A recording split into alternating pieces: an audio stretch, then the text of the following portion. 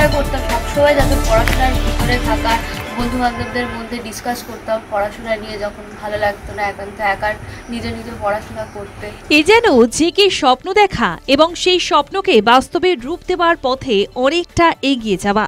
ছোটবেলা থেকেই স্বপ্ন ডাক্তার হওয়া, আর সেই স্বপ্ন পূরণের পথে দক্ষিণ ২৪ পরগনার মথুরাপুরের কৃষ্ণচন্দ্রপুরের স্নেহা মাটুয়া। সর্বভারতীয় ডাক্তারের প্রবেশিকা পরীক্ষায় সাফল্য পেল এই মেয়েটি। প্রবল পারিবারিক আর্থিক সংকটের মধ্যেও কোচিং ছাড়া বাড়িতে পড়েই এই সাফল্য এসেছে তার। এবছর সর্বভারতীয় ডাক্তারের প্রবেশিকা পরীক্ষায় ৭২০ নম্বরের মধ্যে ৬৩২ নম্বর পেয়েছে সে। অত্যন্ত দরিদ্র পরিবারের মেধাবী এই ছাত্রীটি দিনের পর দিন কঠোর পরিশ্রমের পরেই এসেছে এই সাফল্য। বাবা মায়ের পাশাপাশি স্থানীয় কিছু ব্যক্তি ও স্বেচ্ছাসেবী সংগঠন এই লড়াইয়ে পাশে থেকেছেন। পেয়েছেন কিছু পরোপকারী শিক্ষককেও। নিজে গ্রামের মেয়ে, তাই আগামী দিনে ডাক্তার হয়ে গরিব দুস্থদের সেবা করতে চায় স্নেহা। আমাদের সকলের শুভেচ্ছা রইল তার উজ্জ্বল আগামীর জন্য। যেদিনে ওর মার্কশিট বেরোলো ৬৩২, সেদিনে আমার খুব আনন্দ হয়েছিল। বলেছিল মামা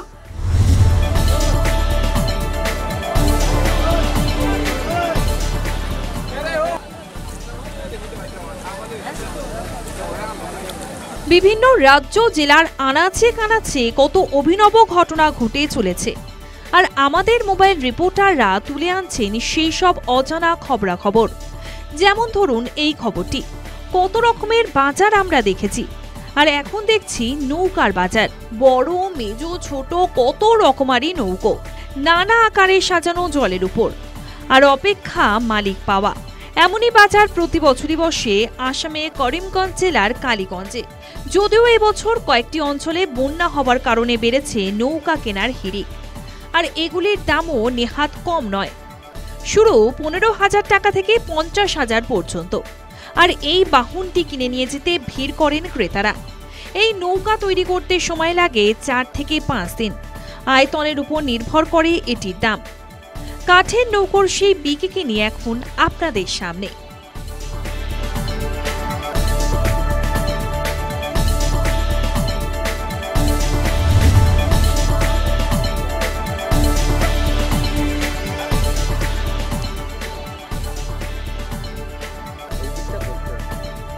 অন্যান্য খেলার মতোই মহিলারাও পুরুষদের পাশাপাশি নানা খেলায় অংশগ্রহণ করছে, পাচ্ছে সাফল্য। এদিন নদিয়ার আড়ংঘাটা জোনাল মাঠে অনুষ্ঠিত হল মহিলাদের জোন ভিত্তিক সুব্রত কাপ ফুটবলের ফাইনাল খেলা।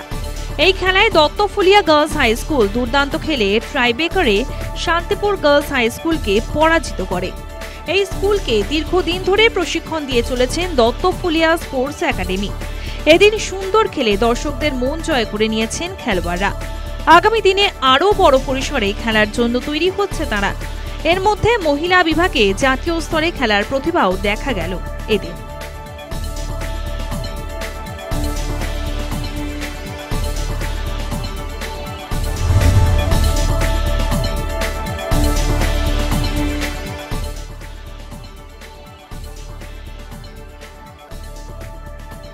খুদে শিক্ষার্থীদের আত্মরক্ষার কৌশল শেখাতে ক্যারাটে প্রশিক্ষণ শিবির করা হলো সুন্দরবন অঞ্চলের হিঙ্গলগঞ্জে।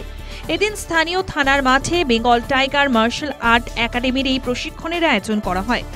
বর্তমান প্রজন্মে সমাজের বিভিন্ন ক্ষেত্রে ছেলে মেয়েদের লাঞ্ছনার শিকার হতে হয়, বিশেষত মেয়েদের। এ ধরনের আত্মরক্ষার কৌশল শেখা থাকলে তাদের পথে ঘাটে লাঞ্ছনার শিকার হতে হবে না, প্রতিরোধ করতে পারবে নানা প্রতিকূলতাকে। এদিন প্রশিক্ষক শুভ সাঁতরার উদ্যোগে শতাধিক ছেলে মেয়ে এই শিবিরে অংশগ্রহণ করে। এখন স্কুলে পাঠ্যক্রমের অন্তর্ভুক্ত করা হয়েছে এই মার্শাল আর্টকে। শুধুমাত্র আত্মরক্ষার কৌশলই নয়, পাশাপাশি আঞ্চলিক ও জাতীয় স্তরেও নানা প্রতিযোগিতা হয় এই খেলাটির। তবে সুন্দরবনের প্রত্যন্ত এলাকায় ছাত্রছাত্রীদের বেশি মাত্রায় সচেতন করার জন্যই এই ধরনের উদ্যোগ নেওয়া হয়।